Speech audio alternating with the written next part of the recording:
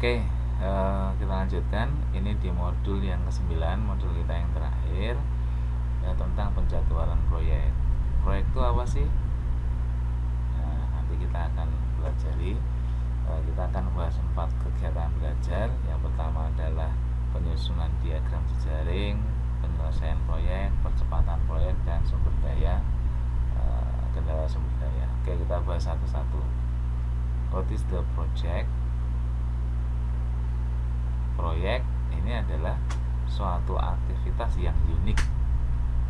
Kenapa unik? Karena besok dapat proyek lagi beda lagi. Sekarang bangun jembatan, besok bangun rumah.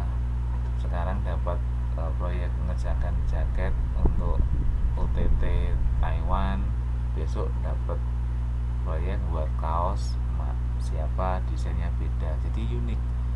Besok lagi udah beda,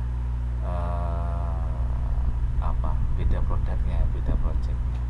Kemudian aktivitasnya juga kompleks, karena mungkin saja tidak hanya sekedar satu proses, bisa saja prosesnya macam-macam. Tidak hanya ketika bangun rumah berhubungan dengan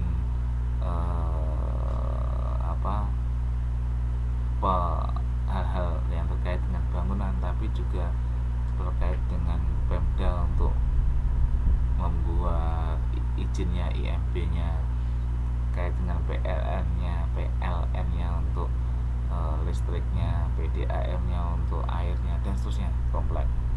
Kemudian non rutin. Kenapa non rutin? Ya karena tidak pekerjaan seharian yang sama terus.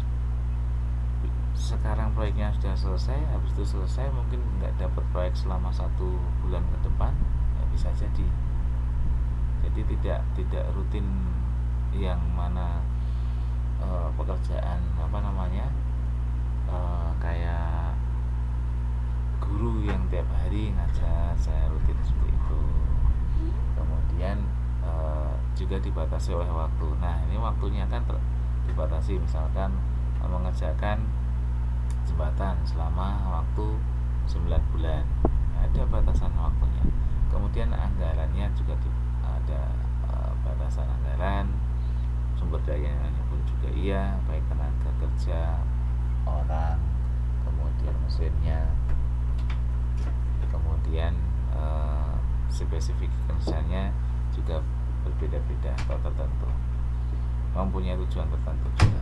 Nah, ini untuk menghitung atau menganalisis proyek ini, kita bisa menggunakan alat bantu yang namanya diagram jejaring. Diagram jejaring.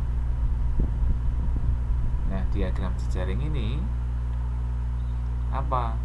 Dia suatu alat bantu yang melihat kapan masing-masing pekerjaan itu dimulai dan kapan pekerjaan itu dapat diselesaikan. Jadi ini alat bantu visual atau secara gambaran tentang pekerjaan kritis dan jalur kritis. Apa itu jalur kritis, pekerjaan kritis? Habis nanti kita akan sedikit bahasnya. Oke. Jadi pekerjaan kritis, di sini nggak ada pengertiannya. Yang jalur kritis ini adalah jalur terpanjang dari suatu proyek, jalur yang mempunyai waktu terlama, jalur yang terpanjang, itu jalur kritis. Nah, cara menggambarkan ada 2 cara, yaitu activity on node, aktivitasnya di dalam node ini node nih. Jadi aktivitasnya digambarkan di dalam node-nya. Nah, sementara nanti garis panah ini untuk menghubungkan antar kegiatan, aktivitas 1, aktivitas 2, kemudian dihubungkan. Ada teknik yang kedua dengan activity on arrow, yaitu aktivitasnya itu ada pada garis, kebalikan dengan di sini. Jadi aktivitasnya pada garis, pada panah, arrow, panah. Sementara kejadiannya itu ada pada node-nya. Jika diperlukan ada kegiatan semu atau dummy. Jadi ini sedikit berbeda, berbalikan. Kalau ini aktivitasnya pada node, ini aktivitasnya pada garis. Kejadiannya kalau AON ini pada hubungan antara kegiatannya dengan garis panah, kalau ini kejadiannya justru pada node-nya. Kita lihat sekarang ada suatu pekerjaan pada pencucian mobil. Misalkan ada yang buka jasa pencucian mobil. Kemarin rasanya ada yang membuat contoh usaha rental mobil gitu ya kemarin ya, Mas Didi kalau nggak salah. Nah, ini jasa pencucian mobil. Ada beberapa aktivitas urutan kegiatan. Misalkan pertama mengeluarkan mobil dari garasi, kemudian yang kedua membersihkan bagian luar mobil, membersihkan bagian dalam mobil, kemudian memasukkan mobil ke garasi. Yang mana di sini ini ada kegiatan yang berurutan, yang ada kegiatan atau pekerjaan yang harus lebih awal didahulukan, harus lebih awal dilaksanakan. Nah, itu disebut dengan predecessor atau pekerjaan yang mendahului. Jadi pekerjaan membersihkan bagian luar, membersihkan bagian dalam, itu B dan C. Nah, itu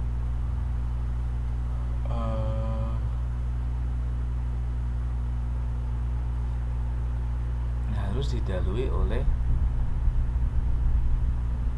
kegiatan A, yaitu mengeluarkan mobil dari garasi. Sementara D ini predecesornya atau pekerjaan yang mendahului adalah B dan C, sehingga D hanya bisa dilaksanakan ketika B dan C selesai. Nggak bisa salah satu. B udah selesai kemudian D, nggak bisa. Nah, karena nanti membersihkan bagian luar, kemudian masuk garasi, ngeluarin lagi, membersihkan dalam bagian luar. Ini membersihkan dalam luar mobil, membersihkan bagian dalam, ini bagian luar gitu ya. Maaf, ini ngeditnya copy paste nggak cermat. Nah, itu jadi kalau ada B dan C kayak gini, berarti D ini hanya bisa dikerjakan jikalau B dan C selesai. Nggak bisa salah satu selesai dulu kemudian D maju dikerjakan, nggak bisa. Ini kegiatan ini kalau mau digambarkan dalam diagram network akan jadi seperti ini. Nanti ada dua tipe, activity on node dan activity on arrow. Kalau activity on node nih seperti ini, aktivitas A selama 5 menit. Aktivitasnya ada dalam node. Habis A kemudian bisa melakukan B dan bisa melakukan C, ya kan? Karena ini B sebelumnya A, C juga sebelumnya A, B sebelumnya A, C sebelumnya A, atau dengan kata lain A setelah itu B, A setelah itu C. Nah, tadi D harus setelah dua-duanya. D harus setelah B dan C. D harus setelah B dan C. Itu kalau AON, activity on node. Nah, gimana kalau activity on arrow? Jadi aktivitasnya ada pada garis panahnya. Jadi 1, 2, 3, 4, 5. Kemudian ini aktivitasnya ada pada panah. A sebanyak 5, B sebanyak 30, C 20 menit, D 5 menit. Nah, padahal tadi ada keterangan B dan C harus sudah selesai baru D, nggak bisa kalau cuman C aja, maka ada anak panah semu kayak gitu. Kalau saya lebih enak menganalisis dengan garis diagram AON daripada AOA, meskipun ya sama saja. ini menceritakan hal yang sama, cuman kalau dalam hal ini untuk saya loh, mungkin beda-beda, lebih enak memahami yang ini AON ya. Nanti mungkin siapa tahu Anda berbeda atau orang lain juga berbeda. Kemudian yang kedua tentang waktu penyelesaian, ada rumusnya, yaitu waktu penyelesaian sama dengan waktu penyelesaian yang optimis ditambah waktu penyelesaian yang sering terjadi, S dari 4 kali S, ditambah dengan waktu penyelesaian pesimis, ditambah semuanya baru dibagi 6. Apa waktu penyelesaian yang optimis? Yaitu waktu penyelesaian di mana pekerjaan itu diselesaikan dalam kondisi yang ideal. Sebaliknya, kalau penyelesaiannya diselesaikan pada kondisi yang tidak ideal, maka disebut waktu pesimis. Kalau waktu yang penyelesaian sering terjadi ini, ya yang sering terjadi itu berapa lama waktunya, berapa lama yang paling sering terjadi, rata-rata sekian menit. Ini yang kondisi ideal, ini yang tidak ideal. Tidak idealnya karena apa? Mungkin alatnya sudah lama, ada tenaga kerja yang izin, nggak masuk, sakit, mesinnya sudah aus, apalagi modalnya kurang, harusnya bisa mendatangkan bahan baku lebih banyak, lebih sedikit, sehingga ada keterlambatan nanti untuk keseluruhan prosesnya dan seterusnya. Jadi ada beberapa kendala sehingga pesimis untuk penggunaan waktunya. Yang penyelesaian proyeknya adalah metode yang paling sederhana untuk mengetahui waktu penyelesaian proyek adalah dengan melihat jalur penyelesaian proyek pekerjaan yang paling awal sampai kerjaan paling akhir. Itu kalau dengan AON, activity on node. Kalau activity on node, ya dengan cara melihat penyelesaian proyek pekerjaan paling awal sampai paling akhir. Kalau dengan AOA, activity on arrow, melihat jalur yang menghubungkan arrow-nya, yang menghubungkan kejadian paling awal sampai kejadian paling akhir. Pada prinsipnya sami mawon. Ini contohnya, nanti habis ini kita beri contoh.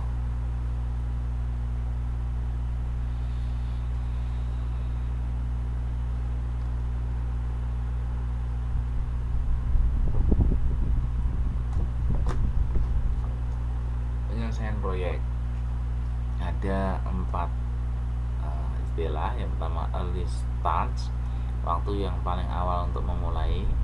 Earliest finish, waktu paling awal bisa diselesaikan pekerjaan. Habis itu latest start, waktu paling akhir untuk dimulai pekerjaan.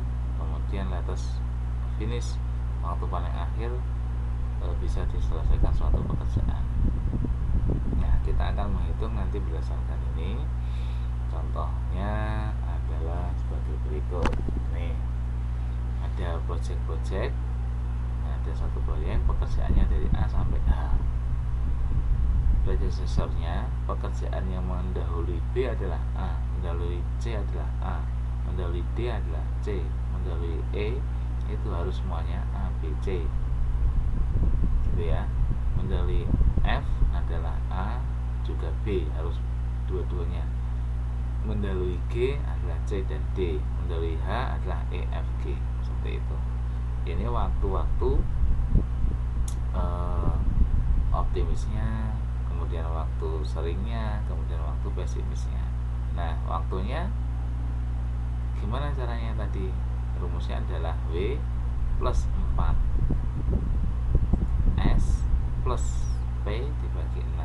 Jadi W 2 ditambah 4 kali 3 14, 14 ditambah 4 18 dibagi dengan 6, ketemunya adalah 3. Oke, jadi nanti yang kita pakai adalah waktu penyelesaian proyeknya itu yang tadi ada rumusnya. Masih ingat rumusnya ya? Masih ingat rumusnya? Ini tadi. Oh, satu lagi. Nih rumusnya. Nah, ya.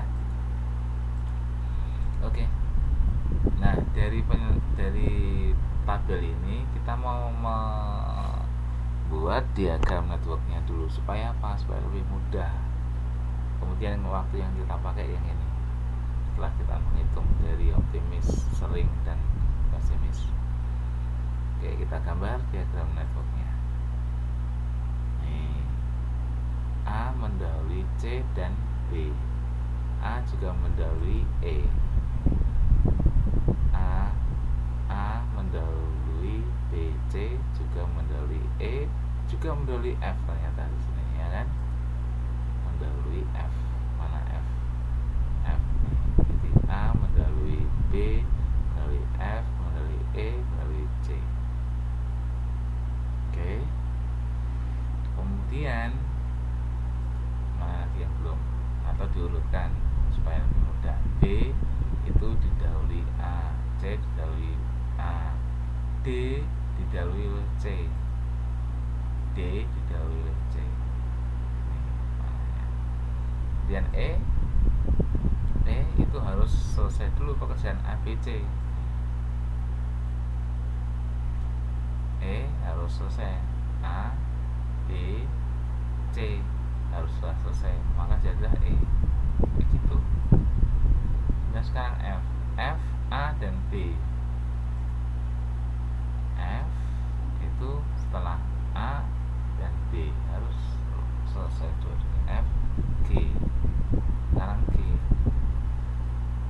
G itu C dan D. Sementara H, E, F, G. Nah, G itu C, C dan D. Sementara H, E, F, G. Nah, itu.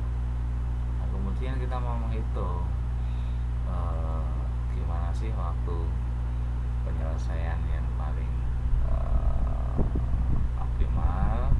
Maka kita menggunakan waktu yang kita sudah hitung tadi.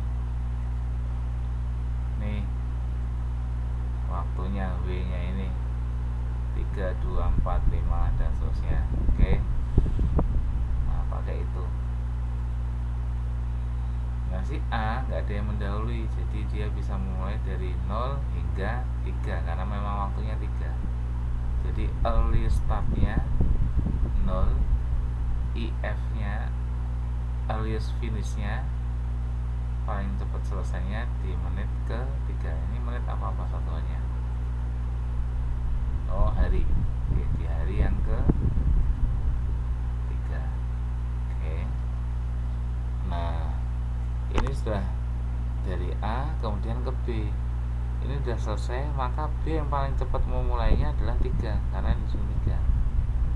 Oke, 3 kemudian dia B nya paling cepat selesai, alias finishnya paling cepat selesainya adalah 3 tambah 2 sama dengan 5. Kemudian yang C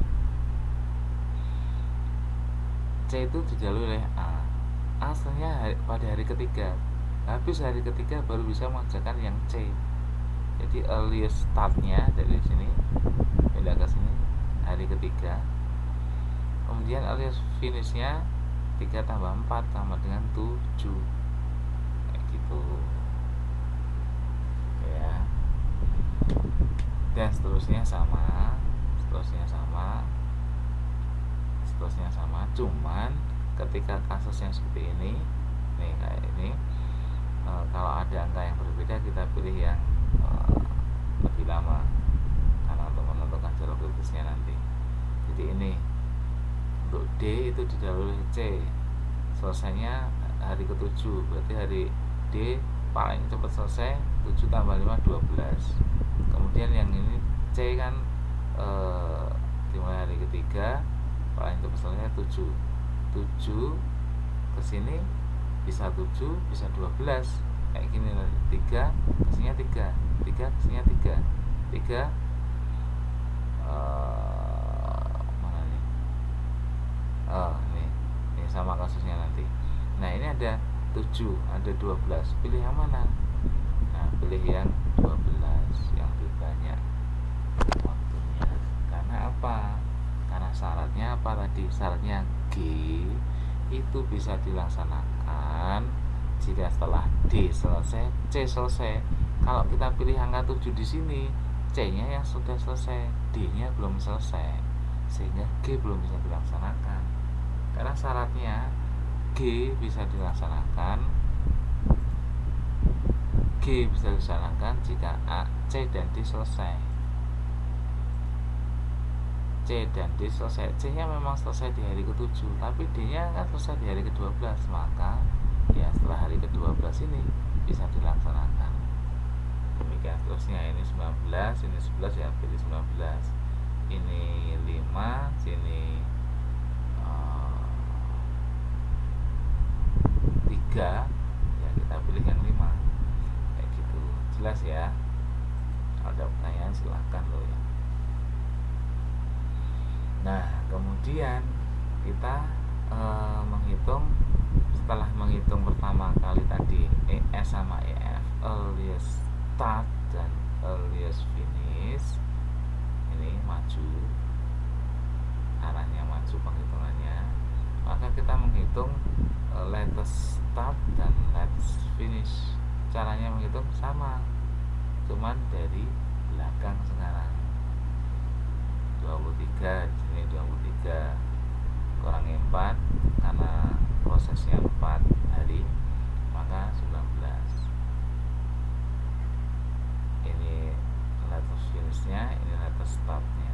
Latest start di sini menjadi latest finishnya di sini. Finishnya G. 19 kurangi 7, 12.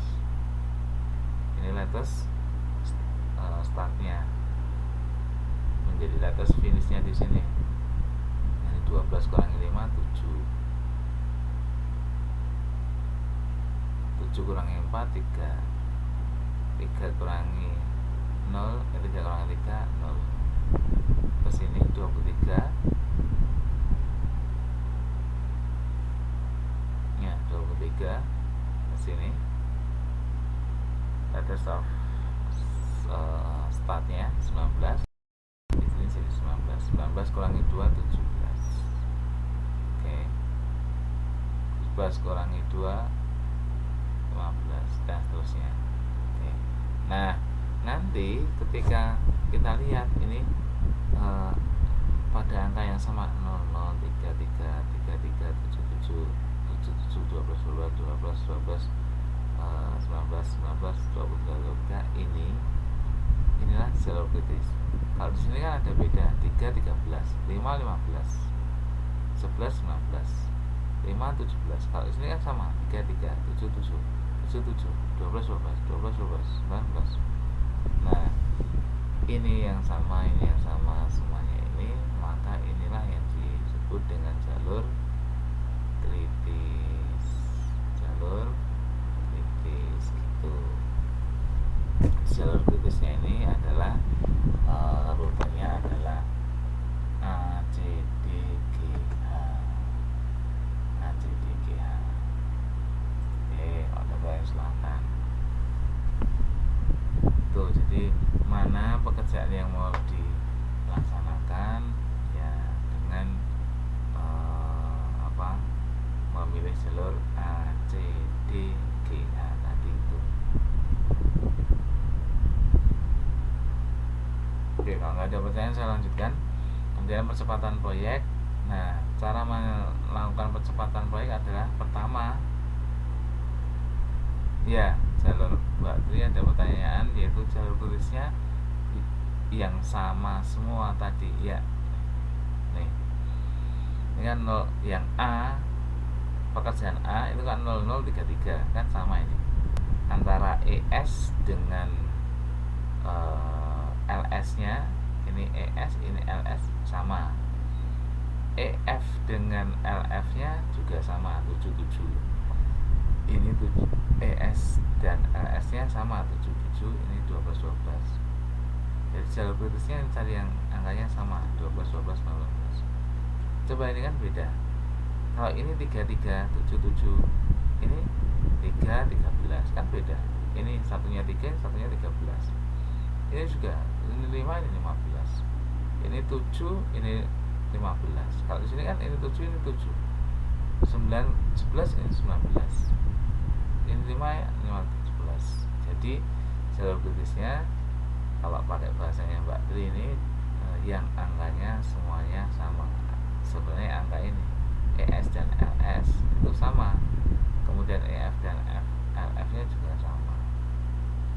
Jadi yang jalur kritis ini kalau saya tuliskan jalur kritis itu ES sama dengan LS dan EF sama dengan LF. 0, 0, 3, 3, 4 dan seterusnya. Oke ya. Oke, ini totalnya adalah 23 hari. Nah, gimana kalau seandainya mau dipercepat proyeknya? Gimana? Oke, kalau udah paham, makasih. Gimana kalau mau dipercepat dari 23 hari menjadi berapa hari lebih singkat? Maka caranya adalah tentukan jumlah percepatan yang dikehendaki. Mau dipercepat sehari, 2 hari, 3 hari, atau berapa hari. Habis itu identifikasi pekerjaan di dalam jalur kritis, diidentifikasi. Habis itu identifikasi biaya persatuan waktu dari semua jalur kritis. Yang keempat, perhatikan apakah yang jalur kritis tadi masih tetap kritis atau enggak setelah dilakukan percepatan. Ini contohnya, seandainya dilakukan percepatan tadi total waktunya berapa? 23 hari. Masih ingat? Saya balikkan lagi, 23 hari total waktunya jalur kritisnya. Pemilik proyeknya pengen menjadikan jadi 18 hari, jadi maju sepanjang 5 hari. Nah, diidentifikasi pekerjaan ini dalam jalur kritis. Ada pekerjaan A sampai H, sama pekerjaannya, datanya masih sama, cuman tadi diperpendek waktu prosesnya atau dipercepat. Ini waktu yang masih normal. Kemudian percepatannya yang untuk pekerjaan A ini bisa dipercepat 1 hari, jadi prosesnya hanya 2 hari. B bisa dipercepat 1 hari sehingga hanya bisa 1 hari saja prosesnya. C prosesnya 4 bisa dipercepat 2 hari, dan seterusnya. Ketika mempercepat ini maka butuh biaya percepatan sebanyak 60.000 untuk A, untuk B 5.000 dan seterusnya. Tapi ingat di sini yang jalur kritis hanya A, C, D, G, H. Yang saya biru biru tua, warna biru tua. Oke, kalau sudah diidentifikasi, kemudian kita mengurutkan biaya dari termurah ke paling mahal, dari termurah ke paling mahal pada jalur kritis saja. Yang jalur non kritis nggak usah. Jadi yang G, H, D, C, A ini yang kita urutkan, tapi urutnya dari yang paling rendah biayanya. 10.000 G, habis itu mana? D karena 25.000, jadi habis G, kemudian D, C, A, H. Oke. Habis itu kita lihat percepatannya kan cuma 5 hari. Masing-masing tadi bisa dipercepat sebetulnya, masing-masing ada. Cuman karena percepatannya 5 hari, dari 23 menjadi 18 hari kan cuma 5 hari. Sehingga G tadi percepatannya berapa lama? G percepatannya adalah bisa sampai 2 hari, maka percepatannya adalah 2. D percepatannya sampai berapa? D percepatannya juga 2. Nah, berarti yang C ya 1 percepatannya, meskipun C bisa 2 tapi kan hanya butuh 5 hari, sehingga percepatannya 5 hari. Waktu normalnya adalah 7 hari, dipercepat 2 hari sehingga pelaksanaannya untuk G jadi 5 hari. D yang waktu sebelumnya 5 hari dipercepat 2 hari sehingga hasil percepatannya 3 hari, dan demikian seterusnya hingga semuanya. Nah, sekarang langkah ketiga melihat apakah jalur kritisnya tadi masih tetap kritis atau enggak gitu. Tadi kan dilakukan percepatan, yang A tetap 3, A tetap 3 ini ya, hasil percepatan tetap 3. Kemudian habis itu C dari 4 menjadi 3. Nah, sini direvisi jadi C-nya 3. Sebelumnya kan 4. Coba lihat di diagram sebelumnya. Kalau masih ingat. Nih kan 4. D-nya sebelumnya 5. Dipercepat enggak tadi? Ikut percepat enggak? D, oh iya, D-nya ikut percepat jadi 3. Nah, semuanya disesuaikan dulu pada angka-angkanya. Kalau sudah, kemudian dihitung kayak tadi, maju mundur tadi. ES nya mulainya 0, 3 hari pengerjaan, maka selesai 3. Habis itu 3 ke sini, 3 hari pelaksanaan, 6. 6 nya jadi letter start, L starts, kemudian 6 tambah 3 9. 9 maju ke sini, 9 tambah 5 14. 14 tambah maju dari ke sini, 14 tambah 4 18. Nah, waktunya adalah sesuai yang diharapkan, yaitu 18 hari. Ini juga sama, 0 tambah 3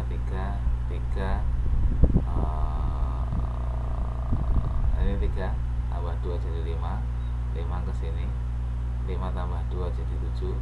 Nah, 7 ke sini tambah 4, cuman kan nggak bisa, harus ambil yang paling banyak karena H itu harus selesai G, E, F nya. Yang ini juga sama, 0, ini 3 ke sini tambah 4 jadi 7, tapi E itu harus selesai C dan B, jadi ya, diambilkan yang paling panjang, ES nya. Ini 6, ini 3,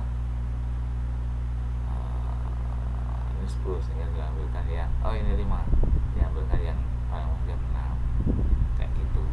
Nah, kemudian itu yang penghitungan maju, yang penghitungan mundur, yang letter start dan finish. Finishnya 18, berarti dikerjakan 4, letter startnya 14. Ini habis itu ke sini jadi letter of finish, 14 kurangi 5 9. 9 lari ke sini, 9 kurangi 3 6. 6 lari ke sini, 6 kurangi 3 3. 3 kurangi 3 0. Nah, akhirnya ini ternyata masih jalur kritis. Hasilnya betul masih sama. Itu sehingga dengan demikian ketika kita mengetahui percepatan, kita bisa menghitung percepatannya berapa, percepatan dengan biayanya berapa, sehingga kita bisa menghitung juga kecepatannya bisa dipercepat, kemudian tambahan biayanya berapa bisa dihitung. Ada pertanyaan silahkan.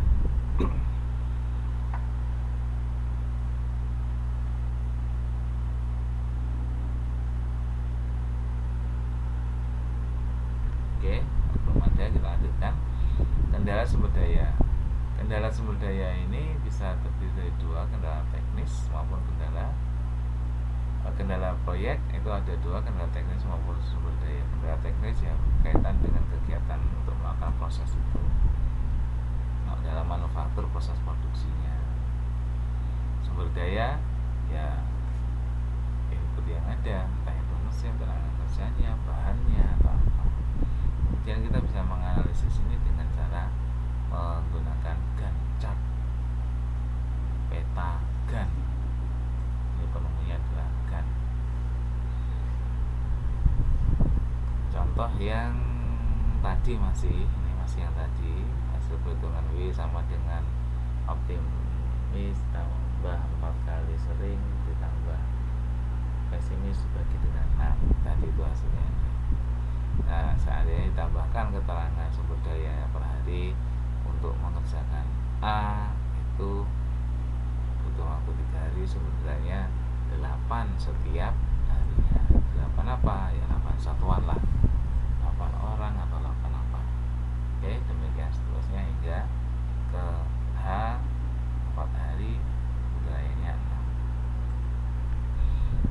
pada peta GAN.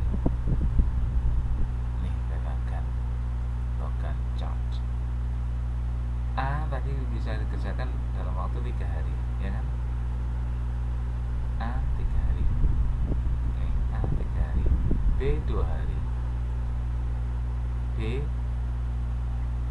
A tidak ada yang mendahului, B harus didahului oleh A sehingga A selesai, habis itu B. Nah, maka mulai dari sini. B nya nggak mulai dari sini ya, atau dari sini. Setelah A selesai kemudian baru B. A selesai kemudian baru C. Nah, A ini 3 hari. Kalau yang B ini diselesaikan 2 hari, tapi dia mempunyai batas waktu sebenarnya sampai 1, 2, 3, 4, 5, 6, 7, 8, 9, 10, 11, 12.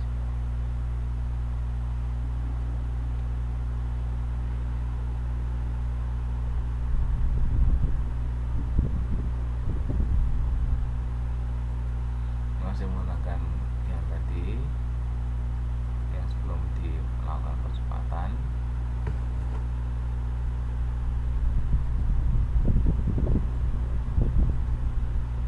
Nih, B mana B? Nih, B dia punya waktu 15 kurangi 2, 13 hari. Meskipun waktu prosesnya dia 2 hari, tapi dia punya waktu longgar sebanyak hingga ke hari yang ke-15. Oke, makanya kita lihat B sampai waktu yang ke-15. B sampai waktu yang ke-15.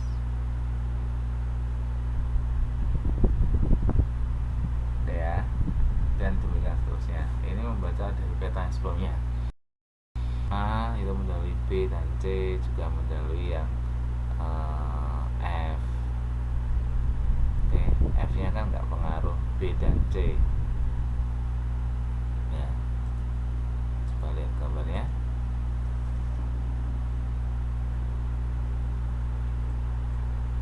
Ups.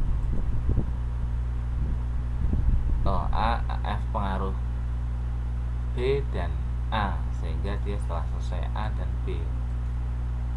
Nih, setelah selesai A baru setelah selesai B. Nah, A dan B nya kan sampai di sini, maka baru bisa menghasilkan yang F.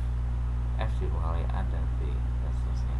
Nggak boleh F nya ada di sini, dari sini nggak boleh, tapi di sini ya, karena setelah A dan B selesai. Oke, ini sama-sama. Berikut dengan peluang waktunya kita bisa menggeser-geser.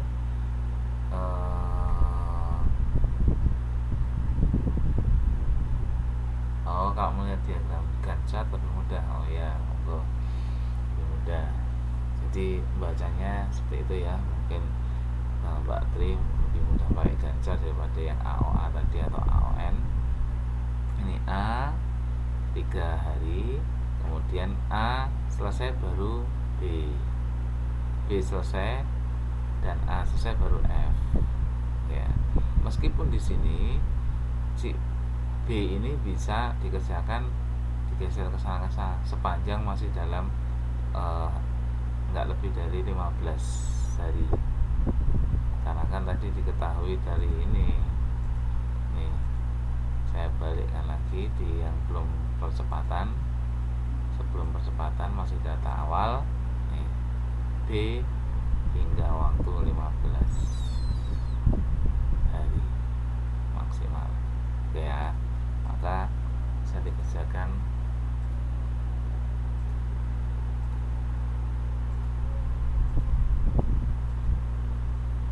dikerjakan maksimal sampai ada hari ke-15. Demikian juga yang lain. Oke. Kemudian tadi diketahui yang A itu sumber dayanya 8. Masih ingat lihat tabel sebelum ini. A 8, B 3, C 9 dan seterusnya. A 8, B 3, C 9. Diisikan kemudian di sini 888, 333, C 999 kayak gitu. 888 33 diisikan semuanya. Tadi kan silang-silangnya ada 3 ya diisikan 3. Meskipun B nya sampai 15 yang diisikan ya yang silang aja, yang ini dan ini dan ini. Oke, nah ternyata kemudian kita bisa ngitung total sumber daya yang dibutuhkan. Total sumber daya yang dibutuhkan ini jumlah 8 ya, 8 yang ini 9 tambah 3 12, 9 tambah 3 12, 9 tambah 3 12, 6 tambah 3 9, 6 12. Kalau kita lihat di sini ada yang enggak seimbang. Ini 8 12 9. Ada kendala di sini. Pengaturan jaringan mungkin bisa kurang bagus atau ada masalah juga. Ya kalau memang kita punya 12, misalkan ini tenaga kerja. Ya misalkan kita punya tenaga kerja sebanyak 12. Nah kalau enggak piye? Kalau enggak bisa memenuhi. Tapi kalau punya tenaga kerja sebanyak 12 bisa dipenuhi. Tapi kalau misalkan cuma 9, gimana caranya? Ya maka ada kendala. Tenaga kerjanya 9 padahal butuhnya 12. Bisa lambat nanti pengerjaannya. Oleh karenanya bisa dibenahi dengan cara ini geser seperti ini. Kan B bisa dikerjakan asal masih dalam waktu ini. Nih, dalam waktu ini. Ketika B dipindah, masih ingat tadi F itu kan harus dikerjakan setelah A dan B. B-nya dipindah ke sini, maka ya F-nya juga ikut pindah. Kebetulan B tidak mempengaruhi C maupun D juga. C maupun D ya. B tidak mempengaruhi C dan D. Coba kita lihat.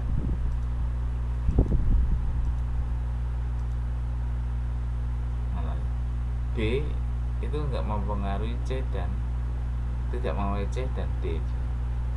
Dia mempengaruhi F dan E. F aja yang dia pengaruhi. C dan D enggak kepengaruh. Sehingga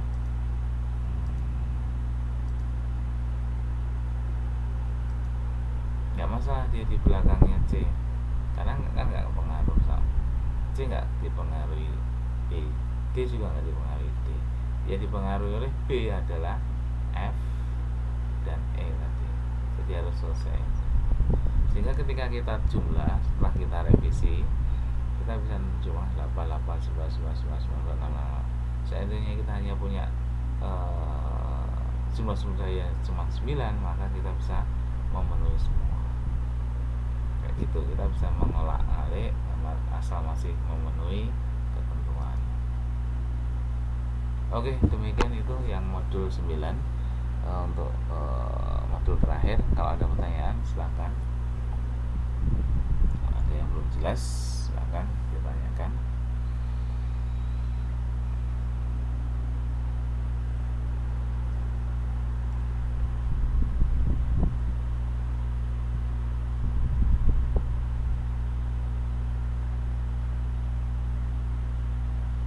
Nggak ada? Kalau nggak ada, saya cukupkan sekian. Ketemu lagi. Ini sudah terakhir ya, modul terakhir ya. Selamat belajar. Saya masih ada satu tugas lagi, nanti akan saya berikan via Facebook nanti. Untuk tutornya sudah semua, nanti insya Allah akan saya upload. Kemudian tolong belajar karena akan segera ujian pada tanggal berapa? 2 November ya. Iya, saya masih ada tugas satu lagi karena minimal 3 tugas. Oke, nanti mungkin besok hari insya Allah saya kasihkan, saya posting di Facebook. Ya, maksudnya tanggal 2 dan 9, sehingga tolong dipelajari. Nanti dipelajari yang ada di buku itu, saya pikir nanti insya Allah bisa. Itu ya, ada pertanyaan silahkan.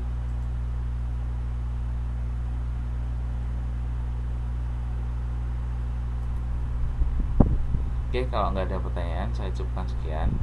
sekali lagi tolong dipelajari untuk menghadapi tanggal 2 dan 9. Insya Allah esok hari akan saya posting tugasnya sehingga tidak terlalu tidak terlalu dekat dengan ujian. Mungkin hanya waktu seminggu saja supaya tidak mengganggu belajar untuk ujiannya. Oke, saya pikir itu. Ketemu lagi kapan-kapan insya Allah. Kurang lebihnya saya mohon maaf. Terima kasih atas perhatiannya. Assalamualaikum warahmatullahi wabarakatuh. Selamat malam. Sukses selalu.